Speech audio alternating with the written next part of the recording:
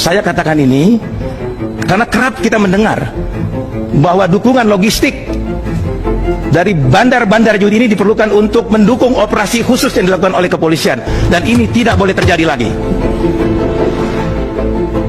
Saya kira negara punya komitmen untuk memberikan dukungan terhadap semua tupoksi polisi. Semua kegiatan yang dilakukan oleh polisi harus akuntabel dari pendanaan dan akuntabel juga dari sisi pertanggungjawaban kegiatannya. Oleh sebab itu alasan seperti yang saya sampaikan tadi itu sudah tidak bisa diterima lagi. Saya yakin negara masih mampu membiayai semua kegiatan polisi sepanjang penggunaan anggaran itu bisa dilakukan secara efektif dan efisien. Jadi tidak ada operasi-operasi khusus yang perlu bantuan logistik di luar yang disiapkan oleh APBN.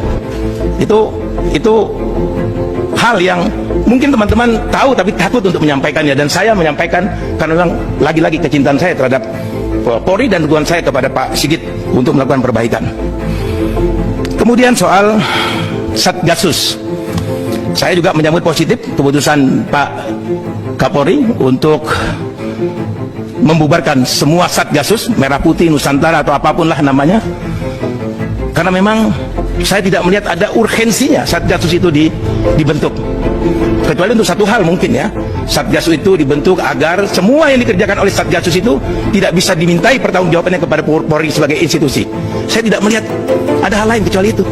Kenapa? Karena semua organ dan struktur yang ada di kepolisian sudah menyerap dan membagi habis semua tupoksi yang ada di kepolisian. Soal narkoba ada, soal teroris ada, strukturnya ada, organnya. Jadi untuk apa Satgasus itu? Kecuali itu tadi. Kecuali Satgasus itu didirikan untuk operasi-operasi yang tidak bisa dimintai pertanggungjawabannya kepada Polri sebagai sebuah institusi. Ini organisasi gelap. Pendanaannya tidak jelas. Jadi kalau orang minta itu diaudit, saya kira itu muskil untuk dilakukan audit karena memang ini tidak jelas barang ini. Satgasus dalam kenyataannya hanya melahirkan kelompok elit darah biru. Ini saya mewakili perasaan sebagian besar anggota kepolisian yang tidak menikmati kemewahan yang dinikmati oleh anggota Satgasus. Satgasus menikmati